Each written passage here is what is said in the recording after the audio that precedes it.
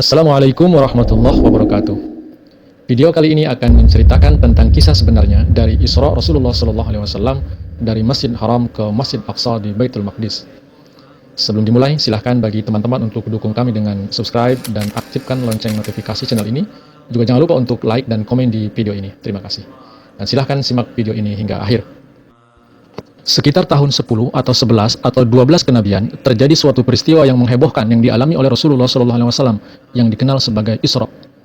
Apa itu Isra? Isra adalah suatu peristiwa yang dialami oleh Rasulullah SAW di mana beliau telah melakukan suatu perjalanan dari Mekah ke Baitul Maqdis hanya dalam waktu 1 malam saja.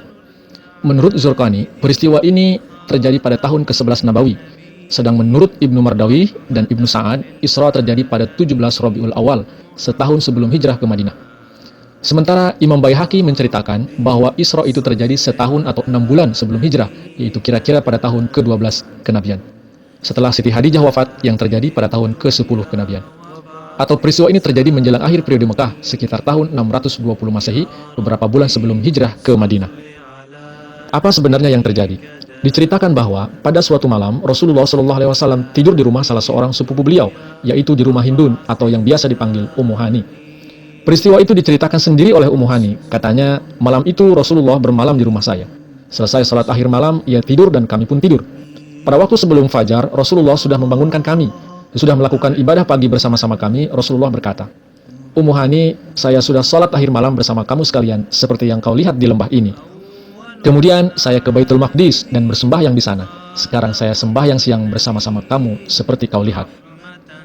Kataku, Rasulullah, janganlah menceritakan ini kepada orang lain. Orang akan mendustakan dan mengganggumu lagi. Tapi harus aku ceritakan kepada mereka. Jawab Rasulullah SAW. Jadi Rasulullah SAW malam itu tidur di rumah Ummu Hani dan mengalami peristiwa tersebut di rumah itu. Ummu Hani orang pertama yang kepadanya Rasulullah menceritakan perjalanan beliau di waktu malam ke Yerusalem. Dan paling sedikit 7 penghimpun riwayat-riwayat hadis telah mengutip keterangan Ummu Hani mengenai kejadian ini yang bersumber pada 4 perawi yang berlainan. Semua perawi ini sepakat bahwa Rasulullah berangkat ke Yerusalem dan pulang kembali ke Mekah pada malam itu juga. Sejumlah hadis mengatakan bahwa beliau mengalami peristiwa itu di antara tidur dan jaga. Mata beliau memang nampak tidur tetapi hati beliau tetap berjaga. Rasulullah SAW pun kemudian menceritakan peristiwa yang beliau alami itu kepada orang banyak sehingga timbul kegaduhan. Orang-orang Mekah tidak dapat memahami semua pengertian ini. Itulah pula sebabnya, tatkala soal Isra itu oleh Nabi SAW disampaikan kepada mereka, mereka pun lalu menanggapinya dari bentuk materi. Mungkin atau tidaknya Isra itu. Bahkan, apa yang disampaikan oleh Rasulullah SAW itu juga menimbulkan keraguan beberapa orang Islam sendiri. Bagaimana mungkin itu terjadi? Perjalanan kafilah yang terus-menerus pun antara Mekah, Syam memakan waktu sebulan pergi dan sebulan pulang. Tidak mungkin Rasulullah SAW hanya 1 malam saja bisa pergi pulang dari Mekah ke Yerusalem. Mereka yang masih menyaksikan hal ini kemudian mendatangi Hadrat Abu Bakar radhiyallahu anhu. Mereka melaporkan masalah itu kepadanya. Kalian berdusta, kata Abu Bakar. Sungguh, kata mereka, Rasulullah SAW di masjid sedang berbicara dengan orang banyak. Dan kalaupun itu yang dikatakannya, kata Abu Bakar lagi, tentu ia bicara yang sebenarnya.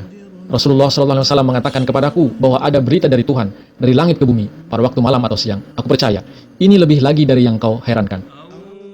Hadrat Abu Bakar radhiyallahu an kemudian mendatangi Nabi SAW dan mendengarkan beliau SAW melukiskan keadaan Baitul Maqdis.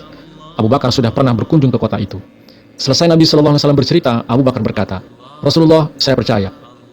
Sejak saat itu Rasulullah SAW memanggil Hadrat Abu Bakar radhiyallahu an dengan As-Siddiq. Peristiwa Isra ini terjadi ketika Nabi SAW dalam keadaan yang hampir-hampir tak berdaya. Berbagai masalah yang menimpa beliau seakan-akan telah berada di luar batas kemampuan beliau menanggungnya. Betapa tidak, Siti Khadijah radhiyallahu anha, satu-satunya istri beliau pada waktu itu, yang telah mengorbankan apa saja yang dimiliki untuk mendukung dakwah beliau, telah berpulang ke rahmatullah. Tidak lama berselang disusul Abu Talib, paman beliau yang dengan keteguhan hatinya mati-matian membela dan melindungi beliau. 2 kejadian itu begitu dalam menggores hati beliau SAW hingga mengakibatkan kesedihan yang mendalam, sampai-sampai tahun ini disebut tahun duka cita. Kesedihan Rasulullah SAW bukan semata-mata karena kehilangan 2 orang pelindung dunia itu, melainkan lebih pada persoalan umat. Orang-orang kafir semakin brutal dalam usahanya membasmi Islam. Penganiayaan semakin menjadi-jadi, bahkan orang-orang kafir pun berencana membunuh Rasulullah. Keadaan seperti inilah yang menyebabkan beliau mengalami kesedihan yang amat dalam dan membuat beliau tak berdaya. Dalam keadaan seperti itulah Allah Subhanahu wa taala berkenan menghibur dan sekaligus memberi semangat kepada beliau melalui perjalanan Isra ini. Pengalaman ini mengisyaratkan kemuliaan yang beliau capai dan kebesaran yang akan dicapai oleh agama Islam di kemudian hari. Pada waktu peristiwa Isra berlangsung, yang namanya Masjid Aqsa di Yerusalem itu tidak ada. Memang, di Yerusalem pernah berdiri Bait Allah, tempat ibadah umat Yahudi yang mula-mula dibangun oleh Nabi Sulaiman alaihissalam, tetapi dihancurkan oleh Nebukadnezar pada tahun 597 sebelum Masehi, dan baru dibangun kembali pada tahun 539 sebelum Masehi. Tetapi pada tahun 70 Masehi, tempat itu dihancurkan kembali oleh Titus, gubernur Romawi yang memerintah di Yerusalem ketika itu. Masjid Aqsa yang sekarang ini baru dimulai pembangunannya pada tahun 690 Masehi oleh Abdul Malik bin Marwan dan selesai sekitar 10 tahun kemudian. Masjid itu kemudian dinamakan Masjidil Aqsa karena mengambil nama seperti yang tercantum dalam surah Al-Isra ayat 1.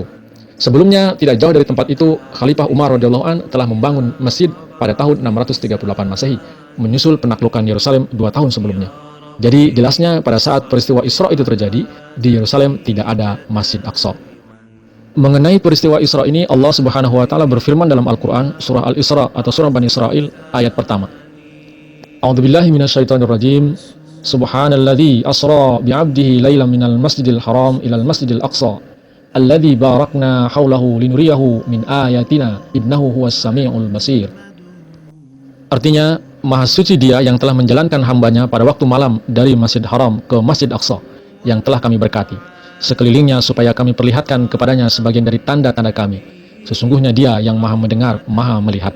Berhubungan dengan ayat itu, di ayat 60 surah Al-Isra, Allah Subhanahu wa taala berfirman, A'udzubillahi minasyaitonirrajim. Wa idz qulna laka inna rabbaka ahata bin-nas wa ma ja'alna ar-ru'ya allati araynaka illa fitnatan lin-nas. Yang artinya, dan ingatlah ketika kami mengatakan kepada engkau, sesungguhnya Tuhan engkau telah mengepung orang-orang ini dengan kebinasaan, dan tidaklah kami jadikan ru'ya yang telah kami perlihatkan kepada engkau melainkan sebagai ujian bagi manusia. Hikmah apa yang bisa dipetik dari peristiwa Isra ini? Isra Rasulullah SAW yang disebutkan dalam ayat di atas mengandung suatu nubuatan yang agung. Perjalanan beliau ke Masjid Aqsa berarti hijrah beliau ke Madinah, tempat beliau akan mendirikan suatu masjid yang ditakdirkan kelak akan menjadi masjid pusat Islam. Rasulullah SAW menjadi imam salat bagi para nabi lainnya, mengandung makna bahwa Islam tidak akan terkurung di tempat kelahirannya saja, melainkan akan tersebar ke seantero dunia dan pengikut-pengikut dari semua agama akan menggabungkan diri ke dalam Islam. Kepergian beliau ke Yerusalem dapat pula dianggap mengandung arti bahwa beliau akan diberi kekuasaan. Hal itu terbukti di masa Khalifah Umar radhiyallahu an yang berhasil menaklukkan Yerusalem. Hal ini dapat pula diartikan sebagai petunjuk kepada suatu perjalanan rohani Rasulullah SAW ke suatu negeri jauh di suatu masa yang akan datang. Maksudnya bahwa ketika kegelapan rohani akan menutupi seluruh dunia, Rasulullah SAW akan muncul kembali secara rohani dalam wujud salah seorang pengikut beliau dalam satu negara yang sangat jauh dari tempat pertama beliau diutus. Wallahu a'lam bishawab.